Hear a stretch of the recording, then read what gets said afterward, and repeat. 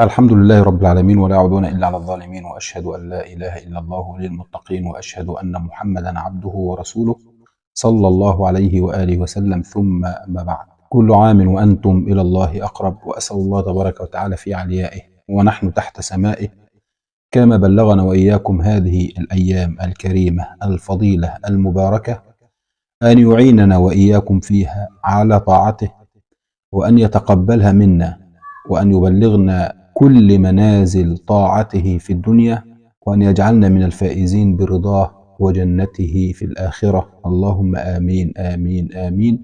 ثم أما بعد، يتحدثون في هذه الأيام الفضليات عن الإكثار من العمل الصالح في عشر ذي الحجة. كل اللي حبيت أقوله في لحظات سريعة أن الله تبارك وتعالى مد لك في عمرك حتى بلغت هذه الأيام.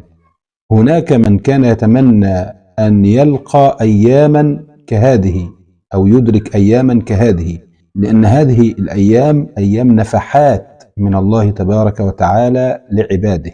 إن لله تبارك وتعالى من أيام دهركم لنفحات ألا فتعرضوا إليها، أي تعرضوا إليها بالطاعات لتنالوا رحمات رب الأرض والسماوات.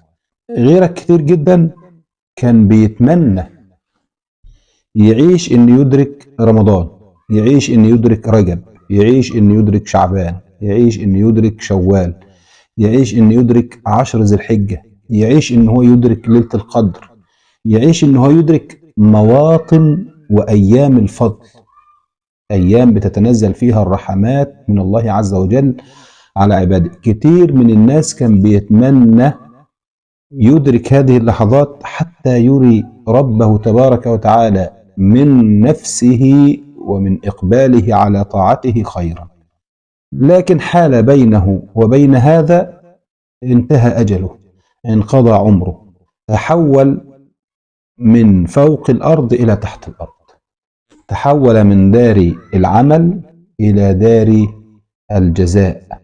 فهو يتمنى، ولكن حال بينه وبين أمنيته الانتقال من دار إلى دار. وأنت قد مد الله تبارك وتعالى في عمرك وأحياك إلى أن أدركت، أحياك إلى أن أدركت. فأري الله من نفسك خيرا، أري الله من نفسك خيرا تجد خيرا بإذن الله تبارك وتعالى.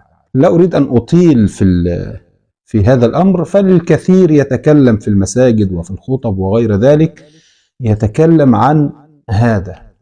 يكفيك فقط أن تعلم أن النبي صلى الله عليه وسلم قال: ما من أيام العمل الصالح فيها أحب إلى الله من هذه الأيام. فهي أفضل أيام العام، أفضل أيام العام، أفضل من أيام رمضان. تخيل، أفضل من أيام رمضان. فاجتهد، اجتهد، وري ربنا سبحانه وتعالى من نفسك ومن عملك خيرا. أقبل على الله بطاعته يقبل عليك بمغفرته ورحمته.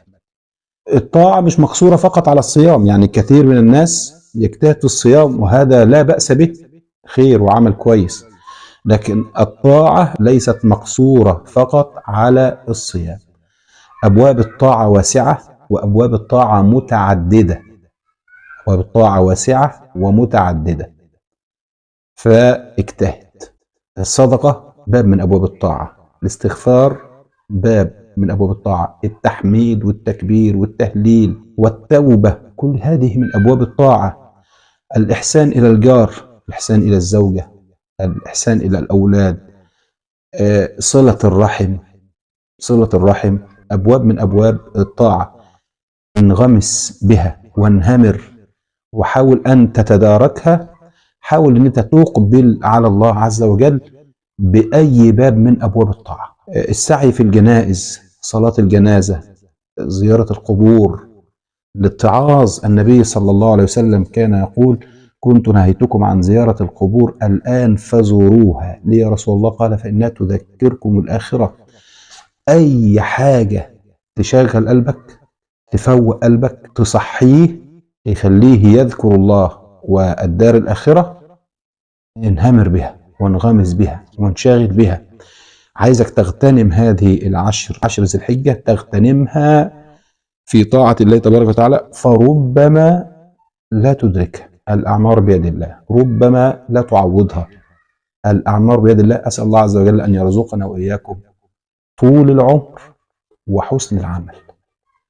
طول العمر مع سوء العمل مش كويسة، لكن طول العمر أي نعم مع التوفيق إلى حسن العمل. نسأل الله عز وجل أن يرزقنا وإياكم حسن العمل وحسن الخاتمة. اللهم آمين آمين. جزاكم الله خيرا، وكل عام وأنتم إلى الله أقرب، والسلام عليكم ورحمة الله وبركاته.